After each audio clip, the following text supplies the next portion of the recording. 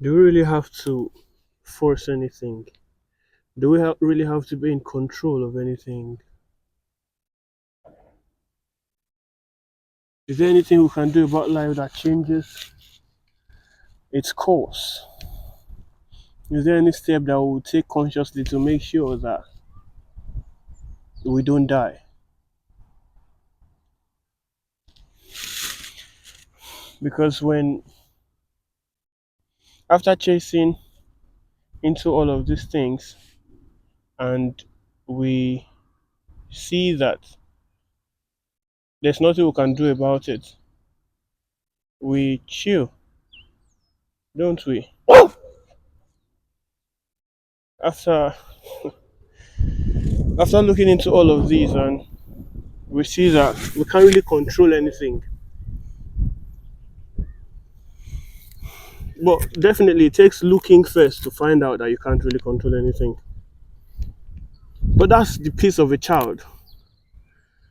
So when Jesus said you cannot enter the kingdom except you be like these children, how are the kids? How are these children? You are the one who tell them that, oh, be careful, or else you are going to get hurt. Be careful, you are going to, if you fall from there, you might die. But they really don't, they really don't worry about any of these things. So it doesn't mean that they wouldn't die if they do something that it's not supposed to, they are not supposed to do. Or maybe they fall off a cliff, they walk to the edge of the cliff and they fall off. Yeah, they can. But the physical death is not a deal except you die inwardly, and almost every adult dies inwardly every day just because of fear of how, if it's not going to work, do I want it to? Oh, if I fall off that cliff, I might die. All of the tension. The person who dies is, when the child falls and they die in bliss. They don't. It's the physical part that we think is, oh, we think we that left here will feel like, ah, that child is dead. Oh, why? Oh no. But the child doesn't even know what's going on. There's no hurt in it. There's no hurt in the child. So it's in our mind that we die. It's in our mind that we feel pain. In our mind is where the hell is. Because that child is always in heaven. Because there's no worry of whether or not they might die. So when the child, that's why you see kids, they walk on top of a table and they don't really care whether they fall off. You are the one trying to protect them, trying to keep them. Because we are the one who knows what, we are the ones who have eaten the apple that knows what death is. So the grown-ups are the ones who are taking of that fruit that mankind is not supposed to take. But the kids have not, until they grow to the point where they force the fruit on them, which is, oh, be mindful, oh, not be mindful. It doesn't mean you shouldn't really keep them, yes. But the fruit would always be eaten, but they will get to that point where they get crucified. Not everybody does, though. Get crucified to all of this mind and become the resurrected one. So it's like the child is born into bliss, but his thoughts, fear, anxiety. Oh, you should must do well. You have to do well.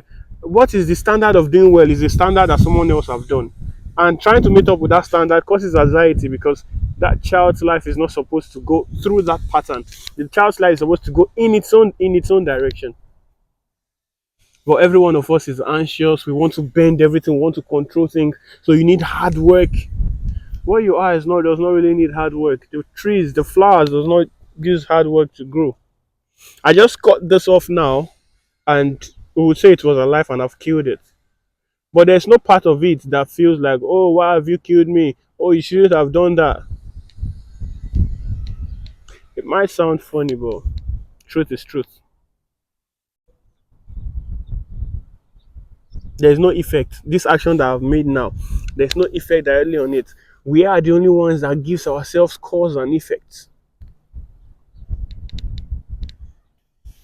There's a balance here. You could look into things and see how they can work for you and try to make them work.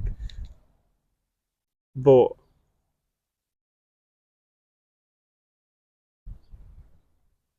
letting go of all of your ideas of trying to make things work, you discover that everything just works.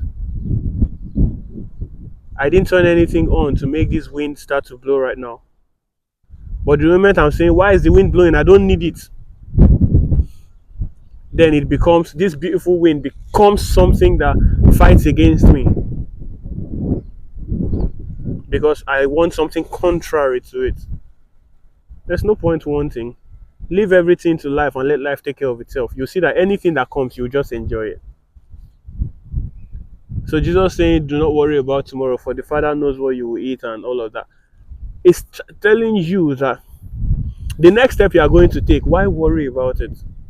Why being scared that it might not work the way you want it to?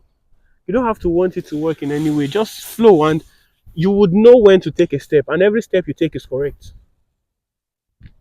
Do not doubt it. Do not ask, oh, why is this wrong? Oh, is that right? Do not doubt it. Just flow. And you discover how beautiful life can be.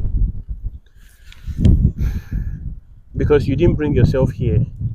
You were not even in control of that. Neither would you be 100% in control of taking yourself out. So the fact that you had no knowledge of how you got here, but now that you've gathered knowledge, you have ways on how you know how to take yourself out. So you keep taking yourself out through different stress, anxieties, and all of that. Until maybe you want to get depressed and maybe commit suicide. But what if we go back to that state where every moment and every step is not your step to take, it's life taking its course? Excuse me. Then you discover how beautiful everything that you thought was against you is for and about you.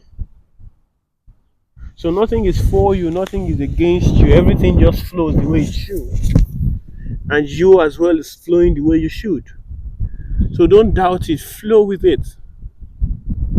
And in course of time, you see how happy you become. Be blessed.